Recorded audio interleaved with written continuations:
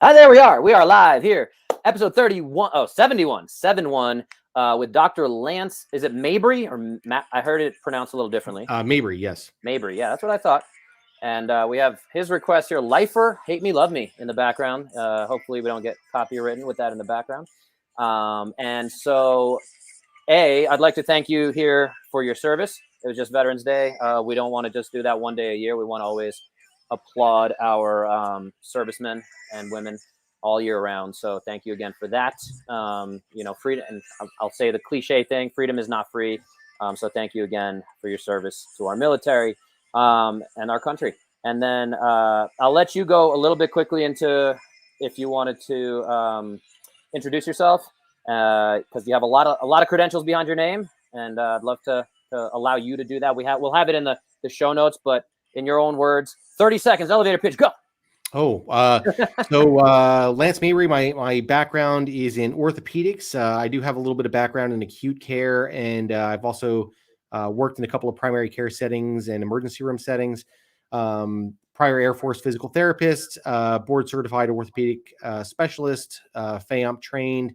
I'm currently an assistant professor at High Point University, and my research focus is on the clinical application of diagnostic imaging in physical therapy practice. I'm also teaching diagnostic imaging, continuing education with Redefining Health Education. Phenomenal. That was incredible. 30 seconds. And again, we love to hear the whole story, but I listened to a few of the podcasts, and I'll definitely direct folks to those other episodes you did regarding your whole story. But I wanted to, again, be respectful of your time, be respectful of the listeners' time, and jump more into these meat and potatoes of these issues, because we got some powerful stuff that we were talking about. And I'll just give the quick intro of where we connected on LinkedIn. There was a post about imaging, and I think it was about how there was a lack of correlation between the imaging and then clinical findings, and it was a little bit of maybe poo-pooing on the imaging, and you jumped in there and kind of said this is a little bit of fear mongering, and there's a lot of nuance in between these catchy posts and then the reality, and then what you're trying to do, which is phenomenal, and I want to bring attention to that around trying to get more states to welcome and push the concept that physical therapists can and should be able to in our kind of struggling healthcare field, which is where, again, I've talked about these concepts a lot in my episodes. Fill in those gaps, not only fill in the gaps, but also provide, and we are the best equipped profession, and we have the best equipped kind of study behind us around ordering imaging, saving money in the long run, whether it's MRIs, MRIs, X-rays, just radiographs in general, however we want to refer to it. And I will add in real quick, I see my wife is leaving to go take our dog for a walk, threw me off a little bit. I want to add in the fact that you're coming from a military background, where in the military, for those not familiar, physical therapists do have the ability to order medication, a little limited, right? If you correct me, it's more NSAIDs and things like that, but also are kind of that first line of defense where it comes to ordering imaging, where the general population, us civilians, do not have that power in most states. And again, it is definitely not pushed that much. So again, I've been in practice since 2008 as a DPT, doctor of physical therapy. My education did include imaging, medications, all that good stuff, pharmacology. And it's just something that in New York State, California, and now in Colorado is the first place where I actually have the power to do these things. So I'm just kind of also learning and figuring out where I can do that. So again, I'll throw it over to you. And if anything I said in there was wrong at all, please feel free to correct me. But I would love to hear. And again, I've heard you talk about it on a few other podcasts and on LinkedIn. So I'd love for you to bring to my listeners here what we should know. Are physical therapists, should we be able to order imaging? Does it save money? These kind of things. It sounds like obviously we know where you're kind of at, but I'd love to hear your take on it. Yeah. So yes, the bottom line up front, when it comes to musculoskeletal conditions, physical therapists are the most qualified practitioners out there in regards to ordering diagnostic imaging. And we can look at, you could possibly say orthopedic surgeons may be more qualified, but unless they're going to be taking all non-surgical orthopedic conditions, which I suspect they don't want to do, we are the best trained profession to take that on, and that's been demonstrated over and over and over again in the medical literature, both from an appropriateness standpoint, who's following the evidence in regards to imaging the most when they order imaging or refer for imaging, and it's also been demonstrated as far as accuracy. So I think you mentioned early on about the correlation with imaging, and sadly, I think the pendulum has swung so far against imaging that it really needs to swing back a little bit. So the things that we're hearing is there's no clinical correlation with imaging. What is found in the clinic doesn't line up with what's found on the imaging. Can I just throw my quick thing in there in terms of, so I'm coming from what I say a lot in that regard, and I'd love to again put that into this context is.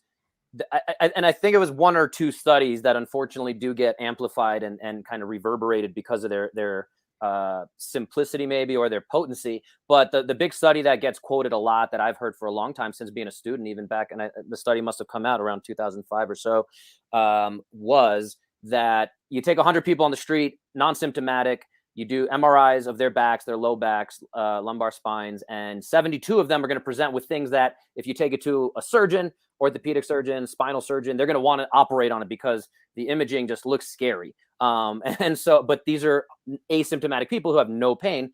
And so that's kind of the study, or if that adds the context. So yeah, is it new research that says 72% is a little whatever, or yeah, I'd love to put that into context to some extent.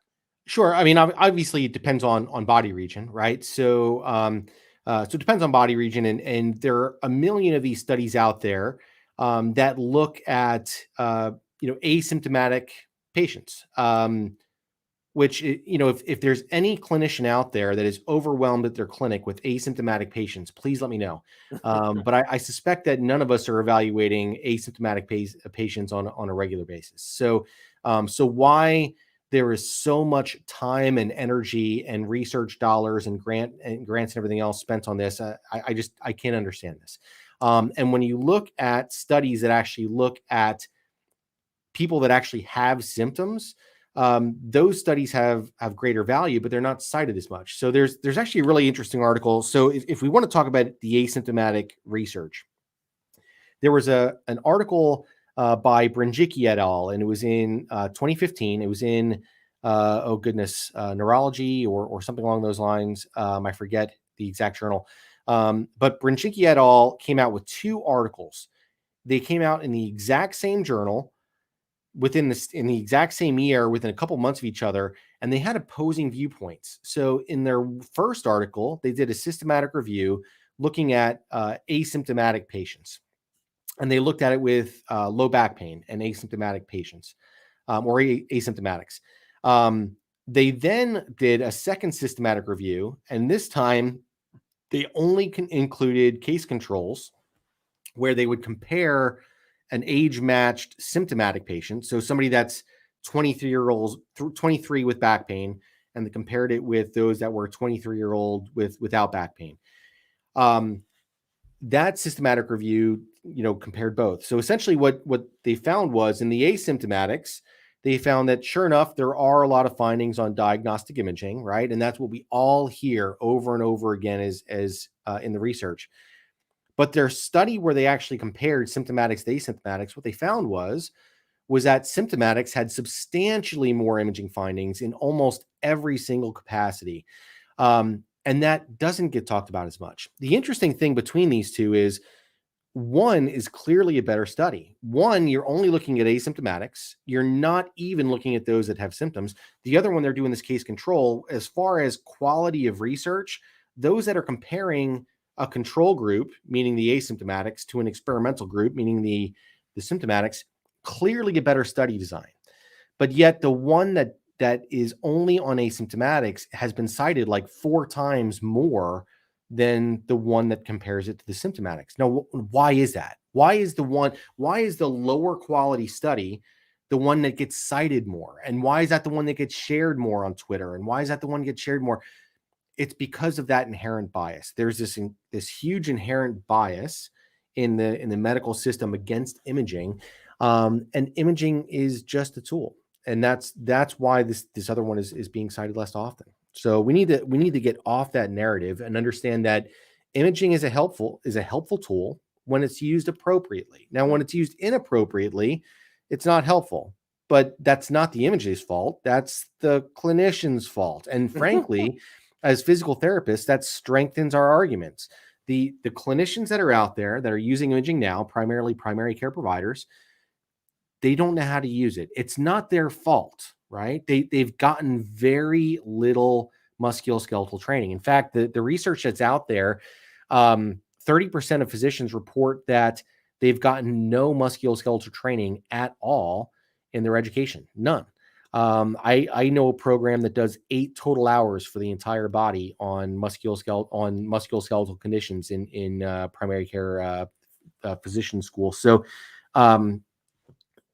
they don't get this training. They don't know how to use it. So they're just guessing. And there was a study by Jenkins et al. In Spine Journal a couple years back, and they found that primary care providers are ordering extraneous imaging, extra imaging in about 60 some odd % of cases, right? And we hear about that a lot. But the second finding in the Jenkins et al. Study was that only like 1 in 5 patients with red flag findings that needed imaging actually got the imaging they needed. So to say that imaging is overutilized, that's just one piece of the pie. Right. It's actually overutilized in some, and it's underutilized in those that need it. So it's kind of an arbitrary dartboard. Whether or not a patient gets the imaging they need or don't need is completely arbitrary, and that's why we need to shift that responsibility from the PCPs to the physical therapists, so we can take that on and order it the way it's supposed to be done. Yeah. Thank you for putting that into context. And I'll add another similar concept there that I've been exploring a little bit on my other podcast, the Demand Better podcast. One is that physicians, primary care physicians, general practitioners, tend to be one of the top places that folks go for nutritional advice. And, you mentioned the statistics kind of around musculoskeletal care, and most of those physicians get even less. The kind of things that get thrown out is you get maybe a 30-minute lecture in your entire schooling on, eat less, exercise more. That's it. And that's kind of the advice that gets put out there. And at the end of the day, too, I think we have to acknowledge and appreciate that for most folks, the general practitioner in that kind of 5 to 7 minute window. I heard you talking about that on one of the other podcasts, that they get 5 to 7 minutes with the patient. They're trying to get in there, make sure that person's alive. Nothing over serious is happening. That's why it's easy to order the images. And in terms of the system, and I don't know if you have a statistic for us around this. I'll let you think about it as I finish this kind of question. Is every system is a book club I did recently from a book called Upstream, and the quote from there that was the big takeaway. I don't know if you read that book, but is every system is perfectly designed to get the results that it gets. So we do have a healthcare system that we could say does not rank phenomenally in all of the outcomes that we get. And so I don't know if you have off the top of your head, or if you seem like you might, of imaging, like you're saying, that let's take it from that one aspect of it. Is there a side of it where we could say, again, the over imaging is happening because, again, you're in the system that says, if I don't do an image and I miss something, I'm going to get sued. So we're just going to send them for an MRI and X-ray. It's easier for me to do that. So are there statistics of how much of that is not truly necessary when, going back? I'd be surprised if there was a very accurate statistic around that, but I don't know if you have one off the top of your head. Yeah. So the Jenkins et al. Study, the one I just mentioned, that's probably the best source of that. The way they did the results, it's a little bit challenging to kind of pull numbers out of it, just the way they reported them. I've read the article a few times, but as I understand the article, 66% of somewhere around there of imaging that was ordered in these studies was considered to be inappropriate. So that means that the primary care providers were appropriately ordering imaging in about 34% of cases. But then again, when patients need imaging, the majority of those patients weren't getting the imaging they needed. So it was simultaneously overutilized and underutilized. So we're only getting half of the story when we hear these threads, right? When you're hearing the bias against imaging, all we hear is that imaging is overutilized. Well, why are we only hearing that? Why aren't we hearing that it's underutilized in patients that need it? And that's inherent because of the bias we have. So it's going both ways. So instead of saying imaging is overutilized, we need to change that, and we need to say imaging is being wrongly or improperly utilized, both over and underutilized. And because of that, we need to shift that responsibility from the primary care providers, who, again, no fault of their own. They don't get a lot of training in musculoskeletal care. They have very little time with the patient. So 5 to 7 minutes with the patient.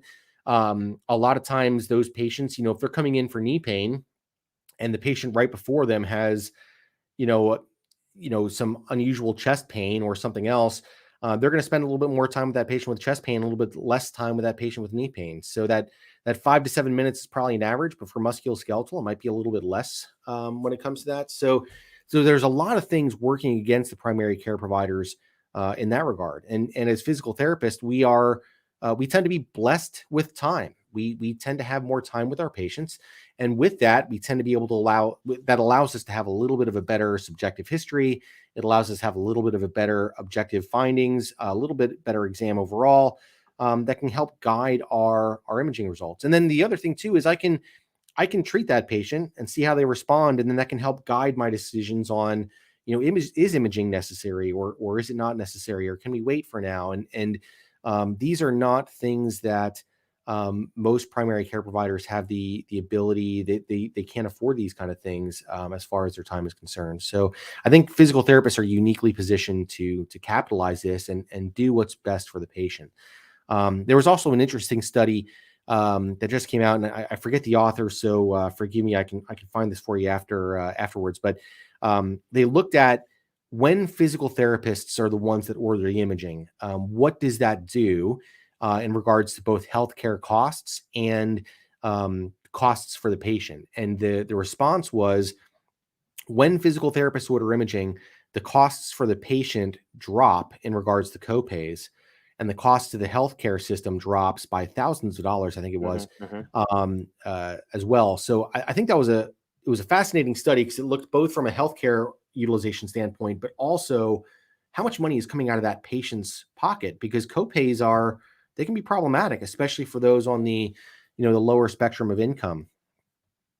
Yeah, that's a huge statistic that gets thrown around. And again, so that takes us directly kind of to direct access, the concept of direct access. And it's something I definitely wanted to hone in on. Again, I've heard you talk about it a little bit. It ties in, I think, to a lot of the things you seem to be very passionate about and doing a lot of work in terms of legislative, as well as just pushing publicly in what I've seen you posting about. So direct access, or again, I like that it's a little bit of a nebulous term. And I heard you say, maybe we should call it first contact, or, the APTA, the American Physical Therapy Association, they tried this little campaign called Get PT First. But again, it doesn't really, I think, connect the messaging, and I have to, call out our profession here. We're awful at messaging. And part of it is we have a lot of different things going on.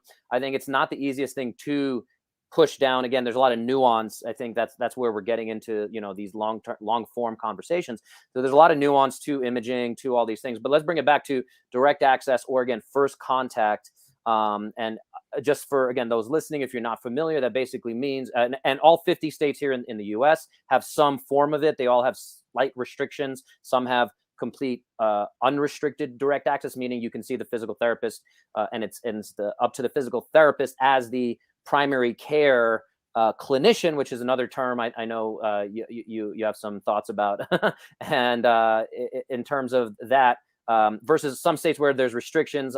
When New York passed it, when I was a student there, they agreed to do 30 days or whatever it was, 6 visits. And then after 30 days, if there was no progress, or we still had issues, you'd have to refer back to that person's physician. So direct access, first contact, again, this concept, I'd love, I think we should be able to shout it out. I'd love to include it in every single episode, post about at least twice a week on my social medias and get it out to as many people as we can, that if you sprain your ankle right now, today, and I hope you don't out there listening, knock on wood, if you're out there walking, don't trip as you're listening to this. But if you do that, you can go directly to see Dr. Lance in his clinic. And he should be able to be now the person who says, I can assess this. I'm the expert.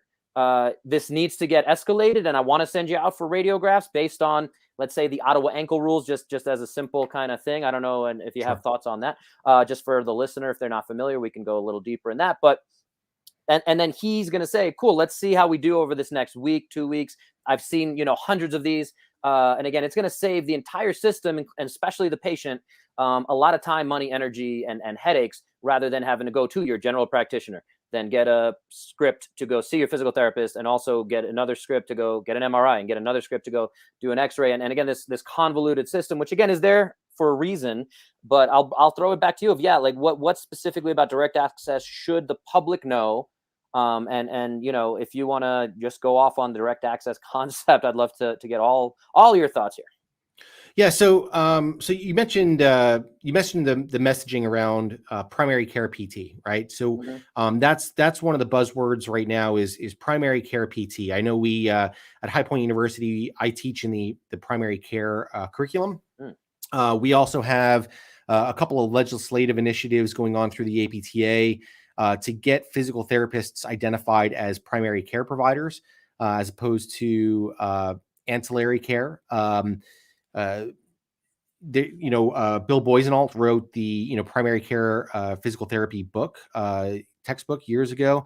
Katie Obright is the CEO of Redefine Health. She's actually kind of focusing on continuing education in the primary care space. So when I was a military physical therapist, I understood what primary care PT meant, or I understood what it meant in relation to the military. And when I got out of the military, I realized, oh, wow, there's a lot of different definitions about what primary care PT is. And some people use direct access and use that interchangeably with primary care. And some people use, first contact. And when you start digging in the research, sometimes it's called expanded scope, or sometimes it's called physician extender. Sometimes it's called advanced practice. There's a lot of these different definitions. And if I talk to 5 different people, they'll all have 5 different definitions of what primary care is. And it really took me the last couple of years of working on the civilian side to really understand where the confusion is and where the messaging is. And even like if you go talk to physicians or PAs or things like that, and you let them know, hey, PTs are looking to get identified as primary care providers. Their response is, oh, you're going to start managing diabetic medications. So there's a lot of confusion behind what does this mean, right? No, I'm not going to manage, hypertension medications in my patients. That's not what this means, right? So what does primary care mean as far as PT? And what that means is it's more of a mindset. You can be a primary care provider, or you can be a primary care PT if you're actually working in a primary care clinic with family health. I've done that in a number of different institutions where essentially the patient calls their primary care provider. They say, hey, I'm coming in for back pain. And instead of them booking them with their PA, they just book them with me, and I take care of it. You can be a primary care provider, a PT in the emergency department, but you can also be a primary care PT in a SNF. You can be a primary care PT in an outpatient ortho clinic, in a neuro clinic, and pediatric clinic. And the reason is it all comes down to mindset. It has very little to do with whether or not you're seeing the patient first. Because even if that patient has been referred to you, chances are you are the first one seeing them. Chances are the primary care provider had 5 minutes with them and didn't have a whole lot of time to actually evaluate it. Chances are you are the first one seeing this patient for whatever is going on. And with that comes a lot of responsibilities. So if you look at the history of physical therapy, we were born in 1917 as rehabilitation aides working for orthopedic surgeons. And whether we like to say this or not, we were born as technicians. As a profession, we were technicians. And I think it wasn't until 83 that a bachelor's degree was required for physical therapists, somewhere in that time frame. It wasn't until 2003 that we moved on to a master's, and then 2017 was actually the first year that we moved to a doctorate degree. So, I'll hear people say things like, "Oh, the doctorate degree didn't do anything for us. We're not getting more salary or things like that." And I'm like, "Well, shoot, man! Like 2017 was the first year. Like, Well, and that we had sorry. COVID." I just want to push back on one thing. There is Yeah. 2017 was when 100% of graduate programs were at the doctorate level versus the first doctorate program was introduced in 2000, correct? I think there was actually one. I think there was one in New York back in like the 60s. I want to say wow. that was the first one. So yeah, I mean, it was a process, but as a profession, 2017 was the first year that we were all at the doctorate level. So, so with that, understanding our roots as technicians, our roots were we were a modality. The physicians would evaluate the patients. They would come up with the diagnosis. A lot of times they would come up with a treatment plan. They would refer the patients to us and they would say, we want, hot pack ultrasound massage, whatever it was. You're going to see them twice a week for 4 weeks. And then, physical therapists saluted smartly and we saw the patient, twice a week for 4 weeks or whatever it was. We did what the physician said. And even today, one of the main sources of lawsuits, if you look at the data out of HPSO, is physical therapists not doing the treatment that the physician says, which is shocking. So there's still this underlying we are a modality mindset. So ultimately what I would say is, what is primary care PT? Primary care PT is shifting that focus. And the very first focus is, does this patient belong to me? Do they belong to PT? Should they get treatment? Or should they be getting a referral to someone else? Should they get a referral for imaging? Should they get a referral for surgery? Do they need labs to screen them for, things that could be mimics of musculoskeletal pain? And then on top of that, having that mindset that we are the managers of this patient's back pain, right? So if we send them for imaging, I'm going to set up an appointment for them afterwards so we can review it. If I'm sending them for orthopedic surgery, for a consult, I'm going to set up an appointment with them afterwards to see what the plan is. Kind of closing that loop. So changing that focus of I'm going to stand in the gym and count to 10 every day, more towards I'm going to manage this patient and I'm going to manage their care. I'm going to be in charge of that patient until I ultimately choose otherwise. I think that is the mindset of a primary care physical therapist, and it can happen in any setting, and it can happen in direct access or it can happen in the absence of direct access. Yeah.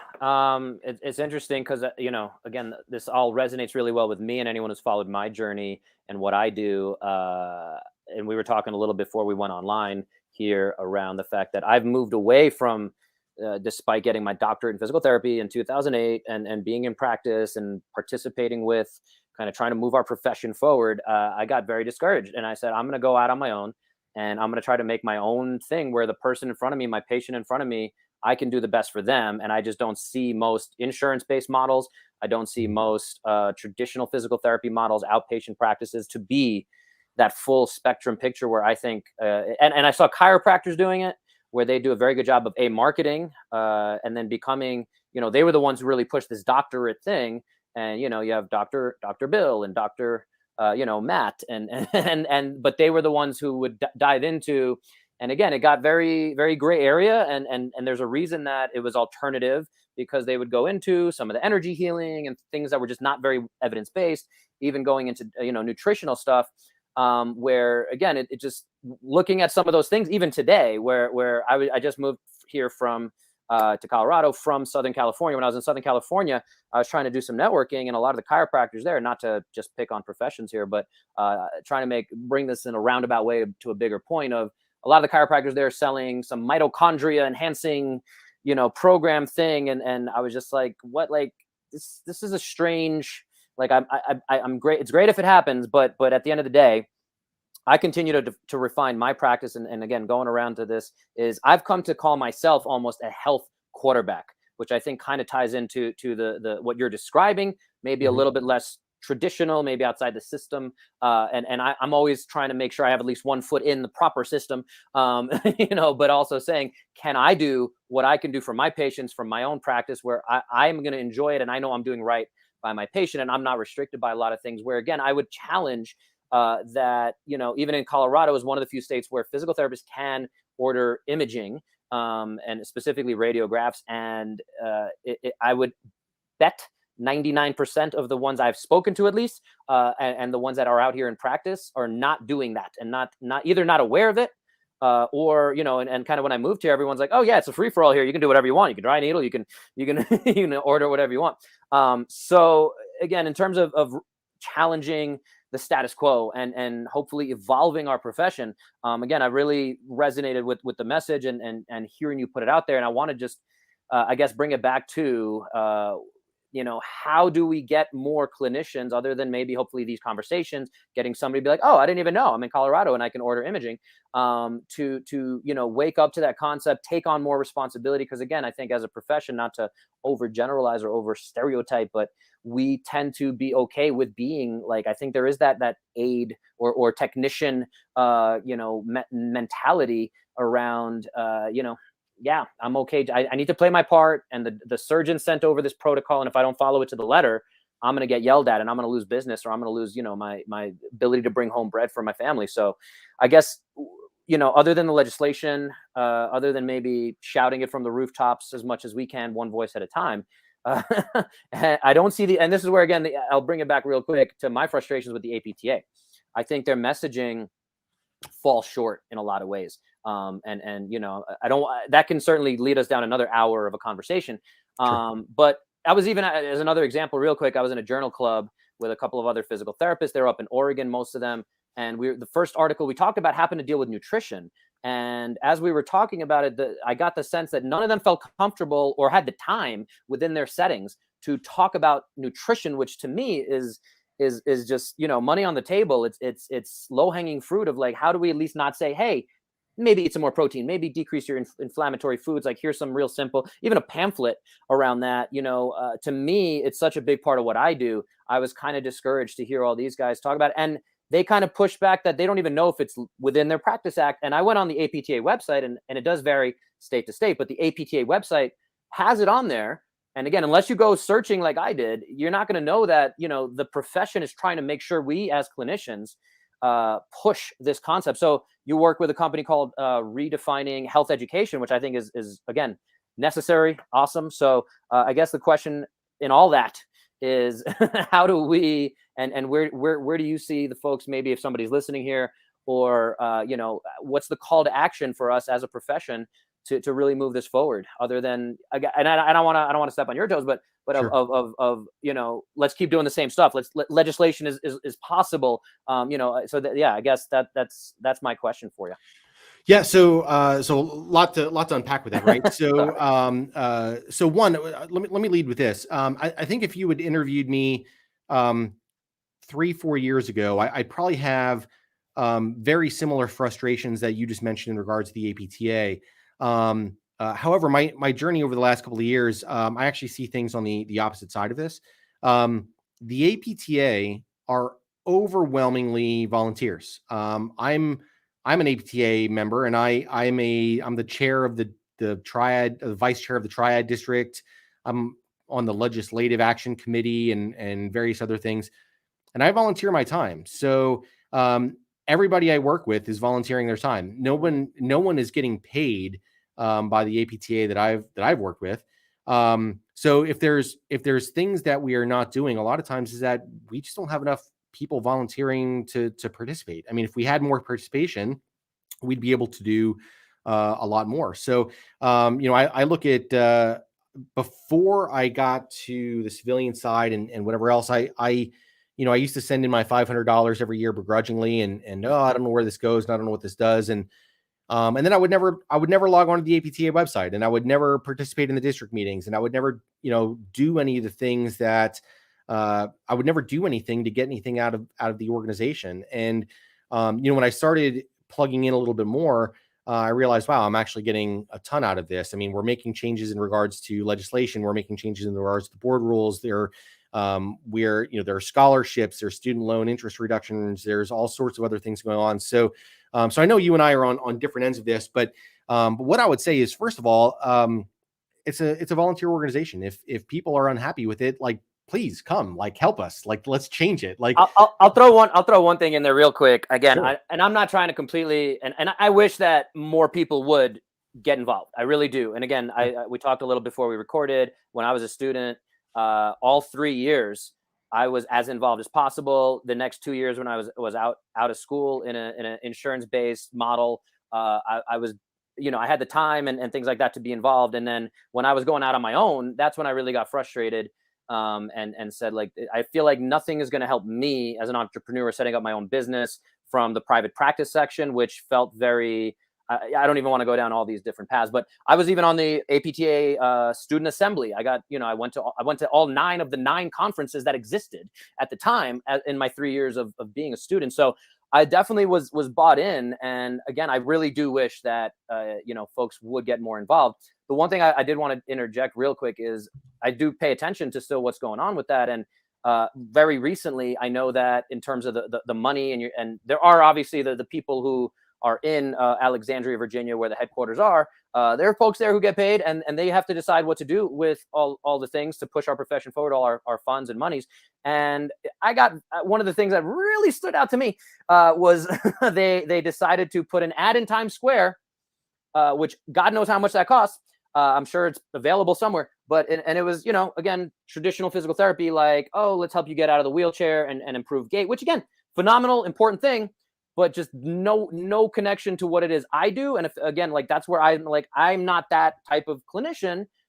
Physical therapy is not what I do. I've been struggling to find, long-term health or fitness, fit care, like all these different concepts. I've actually been running away from the profession because there's also so many problems that, again, we don't have to go into of again, just most clinicians, and it drives me crazy. It's doing stuff that just is not evidence-based anymore. But there's still reimbursement. And again, it's the system that we're in. So I can go, and again, if anyone's listened to any of my other episodes, there's a lot of stuff there. And I'm sure you have counters to all of those things. But I mean, that's just a little bit of my side of the frustration. And like, I think that, again, it's very important to fight the fights, and I can't blame the APTA and the volunteers. And again, like I said, we talked about, I was involved in the Brooklyn Staten Island district, and God knows how many hours and meetings we had there. And like, we would take a bus up to Albany and try to lobby with the politicians. And again, we talked about it takes 8 years to make change. And it wasn't necessarily that we didn't see change. And I actually saw a big change when I was there as a student in 2006. We actually got direct access that we were talking about. And that was partly because of orthopedists putting up, I don't know if you're familiar with this from New York and how some of the states got their direct access. But for us, it was orthopedists putting an ad and it was a local health publication, a magazine, and it basically said, "Can your physical therapist," and it was a radiograph, "Can your physical therapist see that there's cancer here?" And it was a scare tactic, and the boards and the government that said, like, this is enough, like, we don't want to, or whether it was money or political influence or whatever, but that was the kind of turning point that got New York direct access finally after fighting it for multiple years there. So anyway, that's a little bit of my kind of sob story, what you want to call it. And well, yeah, I hear a lot about, I hear a lot about people say, oh, well, what is the APTA accomplishing? I mean, there are so many different things, but let's just, I mean, since we're going down the APTA route, if we just want to speak to dry needling alone, I think it was 2009 that the APTA added it to the professional scope of practice, meaning that, so you talked about the scope of practice that you looked up on the APTA website, but then you have to go to these various states, right? So the professional scope is what is within the scope of physical therapy as a profession. Then when you go to these different states and look in these different states, that's the jurisdictional scope. So if you have questions on that, you can go to the APTA website and look up scope of practice. There's a House of Delegates paper on it that'll help explain it. But it wasn't until 2009 that dry needling was added to the professional scope in physical therapy. Well, here it is 12 years later, and dry needling is legal in the vast majority of states. I know there's still a handful that it's not legal, but it's legal in the vast majority of states. I remember when I presented. I happened to be at 2 of the states where it was not allowed, so I'm a little bitter about that. So, I mean, I remember when I presented as a student at APTA CSM in 2007, I want to say, on spinal manipulation. Spinal manipulation was still very, it was very controversial at the time. Should PTs be doing it? Should it not? We were fighting for it. And here it is. That was 2007. Here it is in 2021, and like 48 states have spinal manipulation. We passed it in North Carolina a couple of years ago. So to say that the APTA is not accomplishing anything is I didn't. For the record, I didn't say that. No, you didn't. No, I'm saying yes. I hear this from other people, not you. Yeah. I hear this from other people. So there's a lot that's being accomplished. Now, the other thing I've heard, and you mentioned, the person getting out of the wheelchair isn't what you do. I actually hear it from the other side. I hear it from acute care physical therapists or, SNF therapists that are saying, well, I'm not dry needling and I'm not doing spinal manipulation. What is the APTA doing for us? So, so the one thing, and you mentioned chiropractors earlier, I hear a lot of orthopedic physical therapists compare physical therapy to chiropractors. And they're like, why aren't we doing more like what the chiropractors are doing? Why aren't we doing more as far as, building up, private practice and businesses and cash-based businesses and everything else? But to compare physical therapy to chiropractors, I think is an unfair comparison. Most chiropractors aren't getting reimbursed by insurance. Now, PTs can say that's good or bad, but most chiropractors aren't being reimbursed by insurance. I've never seen a chiropractor working in an acute care facility. I've never seen one working in a SNF. I've never seen one working in home health. So can I ask you there then? I mean, again, because that's something for me that definitely resonates or strikes home. And again, when I first in senior year of high school, my team doctor was a chiropractor. I sprained my ankle. He cracked my back. I didn't know what was happening. I was like, this is awesome. I want to figure this thing out. So eventually I kind of said, I don't know if I believe in all of the things chiropractic is talking about, and switched over to orthopedic surgery, and then didn't really love that. And then I switched over to physical therapy and felt that was the right fit for me to be able to spend one-on-one time with folks and really guide them with this evidence-based concept. And so I guess my pushback to what you were saying real quick is I understand. I kind of understand where you're coming from, but here, and I appreciate that the academic kind of argument here, hopefully that we can call it, is at the end of the day, and Evidence in Motion, I did a webinar with them when COVID lockdown first started. They had presented a recent survey study that put out there, again, the preferred provider for low back pain. And chiropractors are so far ahead. And I think that's the real complaint from folks like me is why are we not, and again, we talk about practitioner of choice and all these different terms and get PT first. But, I think that's where the struggle for us is when we compare to chiropractors is low back pain is the most common condition, musculoskeletal condition and number one condition, I think, in the world at this point. And so for that specific study, I believe physical therapists were the 5th provider to be acknowledged behind your general practitioner, orthopedic surgeon, massage therapist, acupuncturist. Chiropractor was way up there, number 1. I mean, there's rap songs about I'm back like a chiropractor. Like people just know I have back pain, I'm going to a chiropractor. And from a marketing, imaging, all that standpoint, that's where some of that frustration I think comes from folks like me as a profession, why are we not? And I think part of it is the diluted message, like you're saying, like you have all these different. It goes back to breadth, right? So, why does everybody go to a chiropractor for back pain? Well, because they're largely doing nothing else, right? Right. Like I don't know too many chiropractors that are treating primarily knees. I don't know too many chiropractors that are treating primarily shoulders. I don't know too many chiropractors that are, teaching a patient to walk again. I'm not. I don't know too many chiropractors working in SNF. That back pain is almost exclusively what chiropractors do.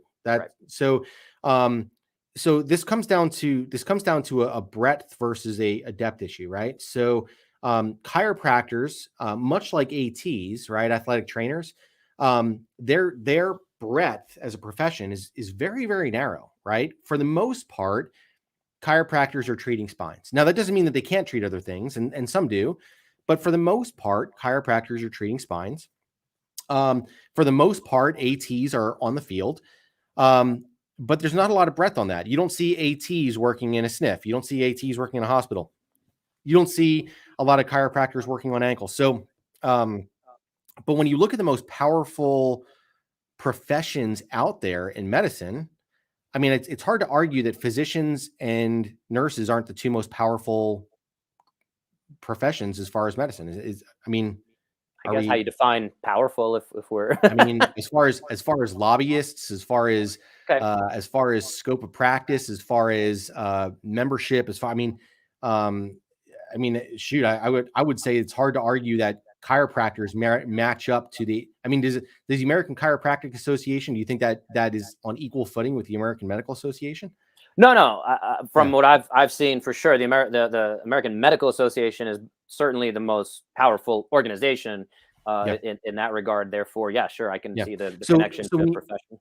Yeah. So when you look at nurses and you look at physicians, they have incredible breadth, right? Nurses can work in outpatient clinics. Nurses can work in inpatient clinics. Nurses can work in case management. Physicians work in all sorts of different clinics. There's a ton of breadth in those professions. And because of that, they have a lot of room to grow.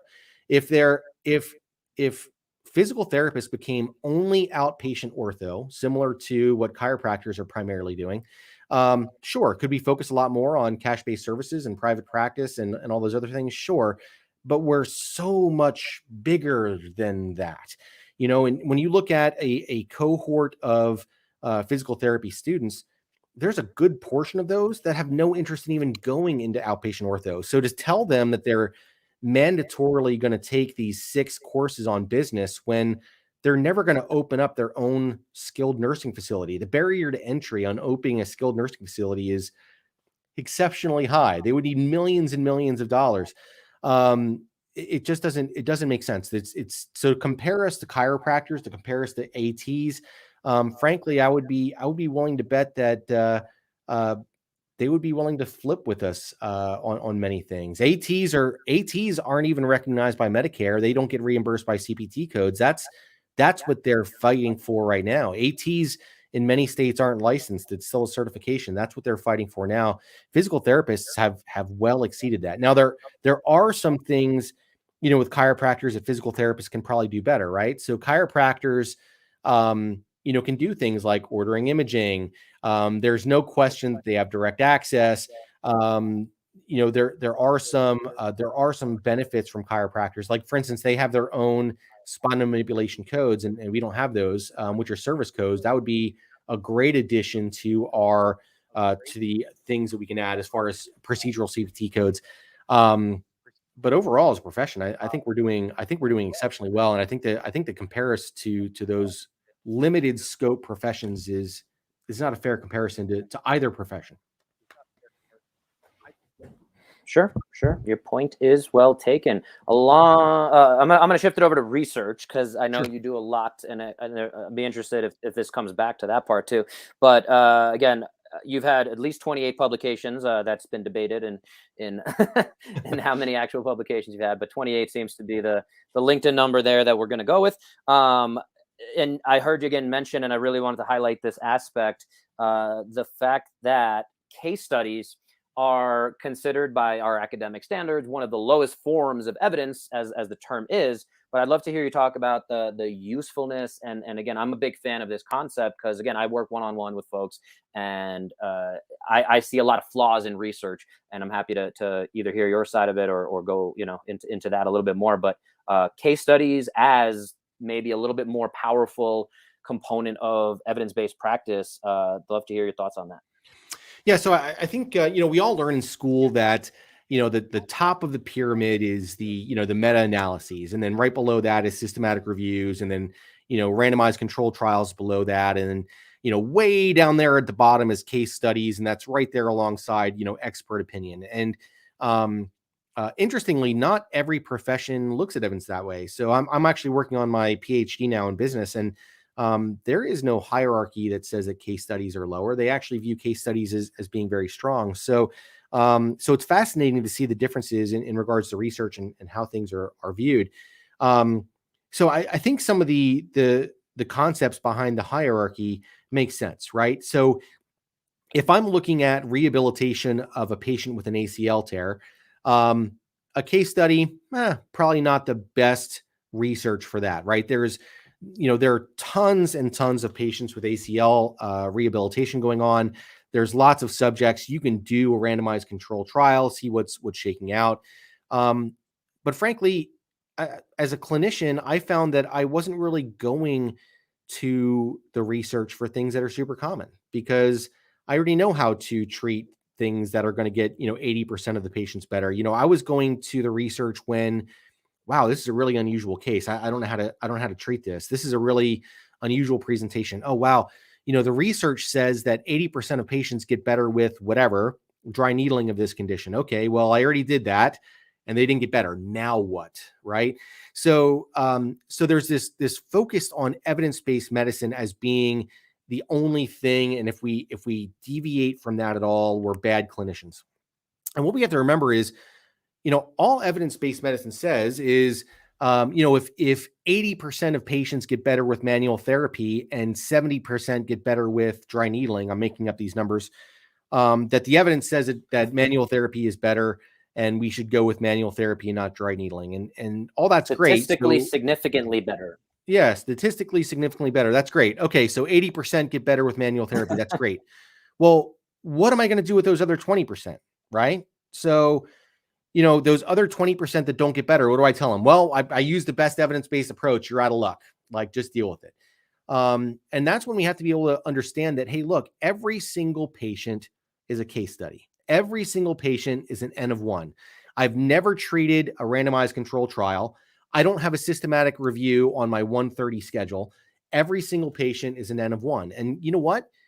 What's going to get 80% of patients better might not get that 1% of patient better. That might not get that N of 1 better. So I'll hear people say, oh, well, Graston isn't evidence-based. Well, you know what? When I have that patient that doesn't get better with whatever is evidence-based, I am super glad that Graston therapist is out there that can do something different, that isn't them getting opioids or isn't it getting them getting cut. So before we all get into our corners and say, oh, McKenzie is best, or manual therapy is best, or dry needling, or, now there's this new cohort of, active only therapy is the only way to go and everything else is garbage. I think we need to appreciate that having diversity within our profession as far as a treatment approach makes us stronger. It makes us better. And when I get to a patient where, shoot, I've tried all the things I've tried and I'm striking out, what's next? You look at the imaging, shoot, there's nothing surgical here. Well, what are my options? I can send you for a rhizotomy. I can send you for surgery. I can send you for opioids, or, maybe there's somebody down the hall that has a little bit of a different approach. It might not be the one that gets the majority of patients better, but maybe this will work for you. And let's try that. And I think if we, kind of took down our there's a lot of bombs being tossed in these various courts about, well, this approach is better, that approach is better. And I think we need to dial that down a little bit and embrace the fact that there are different approaches that are going to work different for different patients and for different reasons. So that kind of gets back to the case studies, right? So what case studies are interesting for, and the further I'm going as a clinician, the more I'm realizing that I get the most out of case studies is that they're written typically about an unusual diagnosis or an unusual treatment approach to a common diagnosis. And those are the ones that have the most value in those patients that you haven't gotten them better. And as a clinician, we are uniquely positioned to actually publish some of this because we're actually seeing the patients. I know now that I'm an academic, I don't see patients anymore, so I can't publish case studies. So if you're a clinician out there and you want to contribute to the research, nothing wrong with doing a case study. It's going to be valuable. It's going to help clinicians, assuming it is, one of those more, if you're doing traditional rehabilitation of an ACL, maybe not so much, but does that get at your question? Yeah, and that takes us to one of the things we talked about before also, of, I guess, where would someone start in that situation where it's hard because, again, if you're in a busy clinic, you get whatever, you mentioned your kind of burnout story, I think, of having 25 to 30 patients a day, but you're busy doing notes, you're busy trying to do the best you can for every single patient. Again, maybe if you're in a pretty good practice, maybe you're down to 15 patients a day. So the question then becomes, if you're a clinician in those situations, Obviously you should be taking objective data, you're taking your SOAP notes, Yeah, all that good stuff. But yeah, at what point can you say, well, this is an interesting case? Again, some clinics that are a little busier. I know when I first graduated, I was in a very busy New York City, Manhattan-based practice where, again, I was working with the owner. I was doing a pseudo fellowship, residency, whatever you want to call it. And between the two of us, we'd see 30 people. I was responsible for doing most of that, sure. especially as I got a little more evolved, so to speak. And so, again, within that context, maybe you're in that setting where you can have that conversation of, hey, I wanted to talk about this patient, and she was pretty interesting, she presented this way, and you have that conversation. So how do you take that and then go to, I want to publish this, like, Yeah. I'm just going to go out of my way and contact JOSPT or Yeah. Yeah. So let me walk yeah, you I through guess that. help. So you mentioned burnout. So one of the things I found was, similar to many of your listeners out there, you start grinding patients every day. And after a while, it ends up being Groundhog Day, right? I mean, I'm going to go in, I'm going to grind patients, and I'm going to go in and grind patients, going to go in and grind patients. And that can lead to, a little bit of burnout. And what I found was, you'd get these cases and you don't know what to do with them. So now you're digging in the research, you're trying to figure out, you're spending your lunch hour to dig in the research. You're writing up the case, you're writing up the SOAP note.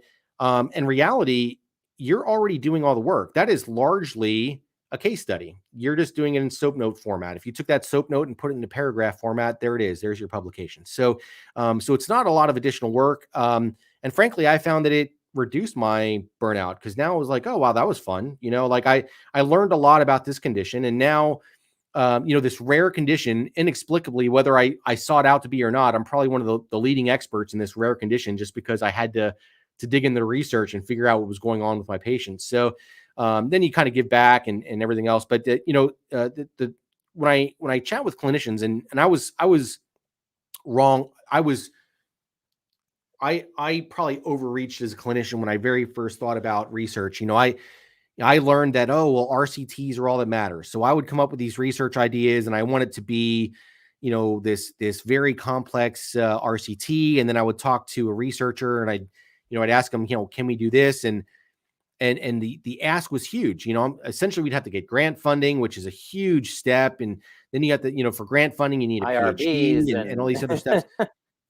So I think the way that clinicians can really start building up and contributing to the research if they want to is just do things like case studies. You can do something as simple as I had an unusual case and I'm going to present it as a poster at a conference. The abstracts are usually 250 words.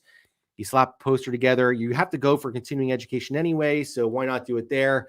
And while you're there, instead of just absorbing the information, maybe you can also give back. And the fascinating thing with that, I started doing poster presentations at AOMT under Mike Ross and some other authors. I'd stand by the poster and people would come around and they'd ask me questions, and I would learn from these incredible clinicians. They'd ask me these questions. I'm like, oh God, I never thought of that, and then they would give me their thoughts and I would learn and I would grow.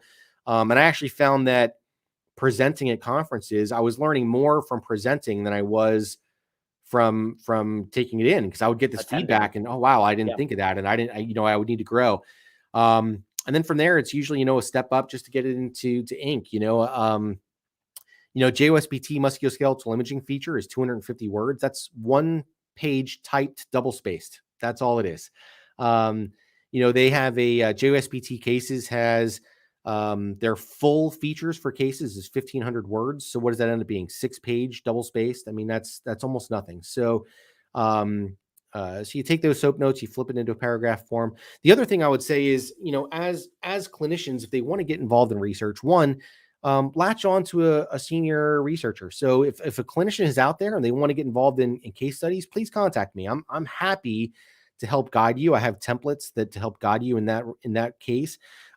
If you're close to a university, you can kind of reach out to them and just say, hey, look, I work in such and such clinic. I want to get involved.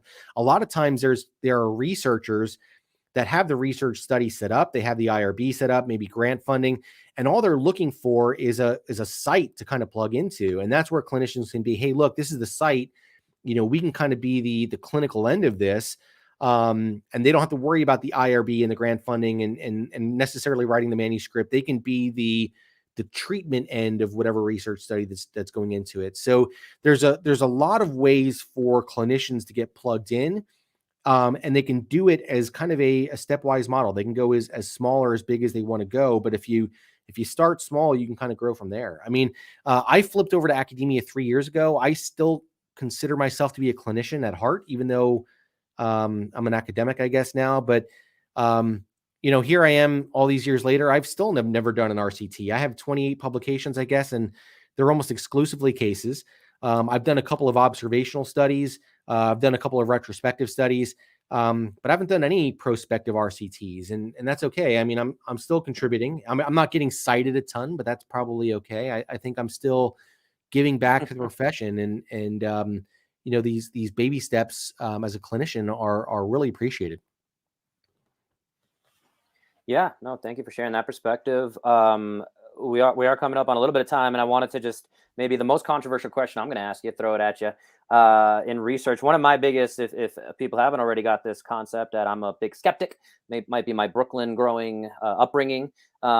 So when we talk about research, and you kind of went into a little bit of the difficulty of getting to publish research, RCTs. Again, you've published 28 studies. In terms of, we touched on power also. I think there's a few new things that I've seen over the last few years of, assessing the power of an article that comes out, whether it's, how often it gets shared, what its impact is on social media as well, all these different measures of power of an article.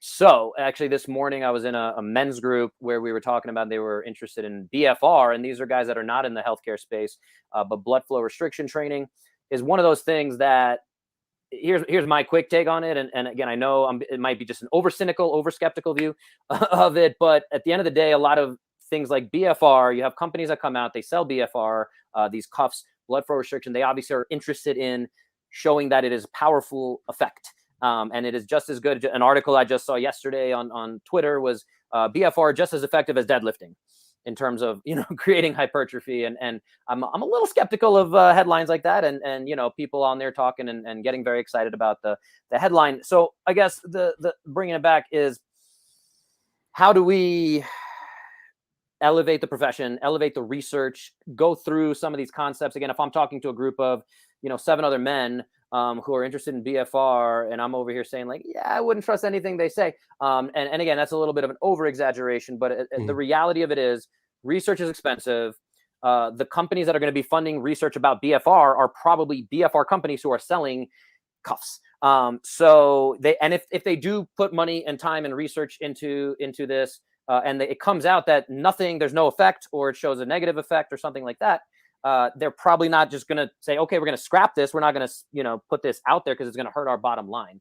So all that said, obviously, again, just like the APTA concept, I'm not saying completely abandon it. Nobody should be involved. However, I guess give me that, you be the optimist to my, be the yin to my yang, be the optimist to my pessimist if you can, and tell me again, how do we, I guess, push through, or for those of us who kind of see how the sausage is made, how do we get past that, I guess, or convey that to some extent to the general public with our voice? Yeah, I think we might both be yins on this one. We might not have any yangs. So no, when it comes to the therapeutic research, you'll have just as many studies that say something works as something that doesn't work. So there's a ton of RCTs out there that shows that manual therapy is effective, and now they're trying to say the manual therapy isn't effective, and then there was lasers, and then lasers went away, and ultrasound was it, and then it went away, and then now it's active only therapy, and that'll go away with time, and there's all of this research in therapeutics, and I think, frankly, in the grand scheme of life, it's a lot of it is a waste of time. I think that we're really splitting hairs. What's better, a deadlift or a lunge? Okay, well, I mean, when it comes to musculoskeletal medicine, we're probably splitting hairs a little bit with this stuff, and that's why we get these equivocal results. That's why we get things that oh, well, this is the best thing, and now it's the worst thing, and the reason is because we're looking at such fine differences between these different approaches, that any switch in any one direction can flip it. I think as physical therapists, we need to, again, this goes back to that primary care physical therapy model that we talked about before. We need to get out of that modality mindset. And if you look at where we are as physical therapists, I would say that the vast majority of physical therapists are probably good at interventions, right? At some interventions, whatever that intervention is, whether that be exercise, whether that be manual therapy or Graston or whatever intervention approach that a physical therapist is pursuing, chances are they're probably pretty good at it. And sure, could they get better? Could they get, instead of being, 80% good at it, could they get 83% good at it? Sure. But at a certain point, we're going to plateau as far as how good we can really be at any one particular intervention. And I think one of the things that we can really get a whole lot better on, that as a profession, we are not as good as we need to be, are things like screening. I think we should get better on screening. I think we should get better at diagnosis. I think we should get better at patient management. I'll hear physical therapists say, I had one I talked to the other day, and I was talking to them about imaging, and they said, well, why do we need imaging? I've been a physical therapist for 30 years, and I've never needed an image in my life. And I said, huh, well, what do you do when a patient doesn't get better? Oh, well, I just send them back to the PCP. And I'm like, what do you think they're doing with them? Like they're getting the image, Right. like, so all they were saying is I'm not taking any ownership of this patient. I'm just tapping out and I'm giving them the PCP, and then I'm hands off, and I don't want that responsibility.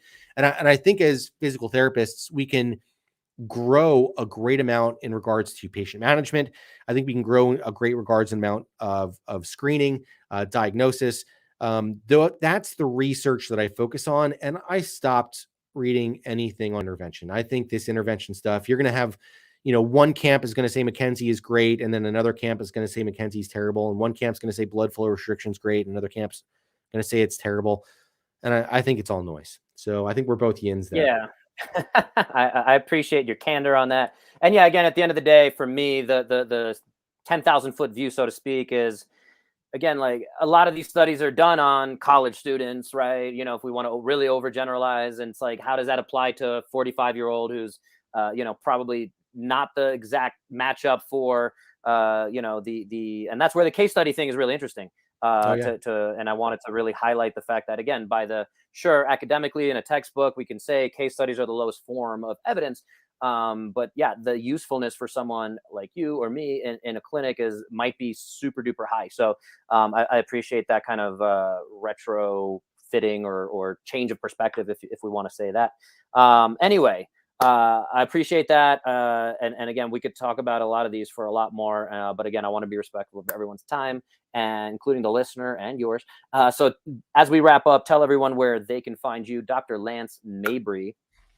Yeah, so I'm active primarily on LinkedIn. I like LinkedIn because it's not political or things like that, like you get in Facebook and Twitter. So I try to avoid that end of it. So LinkedIn's nice because it's just physical therapy, and that's it, which is or depending on your network. So Right. you can find me there. If you want to contact me, I'm at lmabry@highpoint.edu as far as email. And then if you're interested in any of my classes, feel free to look me up on Redefine Health Education. Phenomenal. Thank you so much for your time. We're going to sign off on all that. And again, guys, if you made it this far, I hope you got at least 1% better, as the saying goes. And thank you again, Dr. Lance Mabry. Hope you have an awesome